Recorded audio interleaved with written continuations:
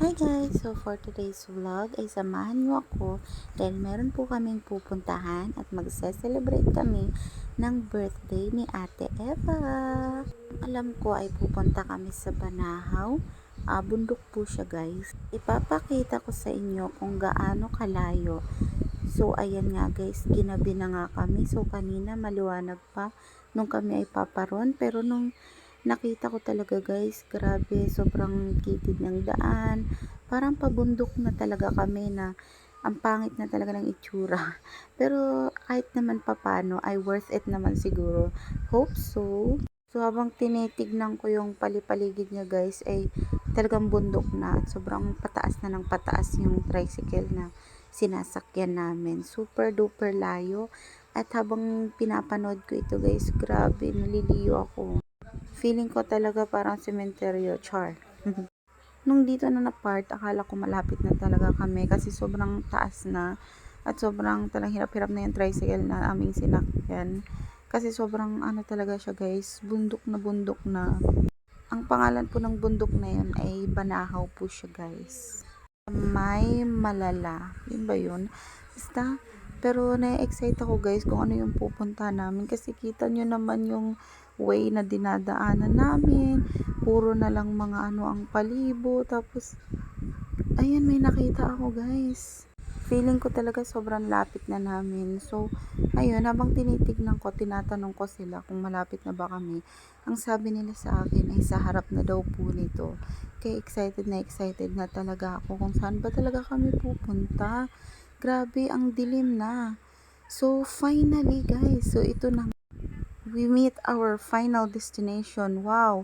'Di ba nung papunta pa lang kami ay wala talagang makikitang mga sasakyan, walang makikitang mga tao, pero ngayon guys, tignan niyo naman.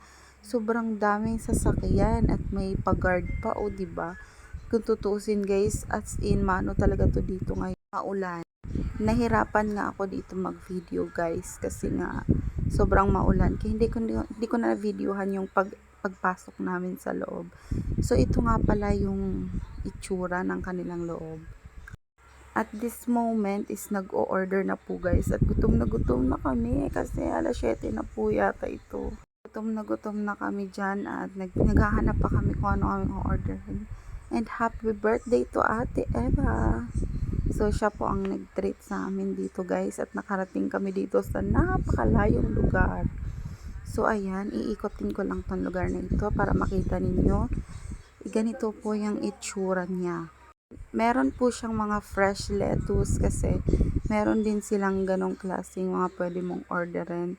At marami po, masarap din naman dito guys, kaya try nyo na rin din. Ayan si Kaisen at happy lang at nilalamig na kami kasi nasa tuktok kami ng bundok at this moment. So lumipat nga po kami dito ng mauupuan. Lumipat kami ng table kasi nga hindi po kami kasya doon sa kanilang baba. So dito kami sa taas. At nandito may mga bulaklak. So ayan guys, dumating na yung aming orders. So ayan, tig-iisa kami. At kung gusto pa namin mag-only rice, ay sasabihin lang namin. So ayan na nga guys, ito nga itsura ng order namin guys. So sarap 'di ba? Oh, pak, gutom na yarn. Gutom na talaga kami dito guys, kaya nagsikainan na. Ayan ubos na sila, yung ibang order hindi pa nga lang nadating. Okay naman din dito kumain kaso hindi nga lang sabay-sabay ang order. Pero worth it naman kasi sobrang sarap. Thank you!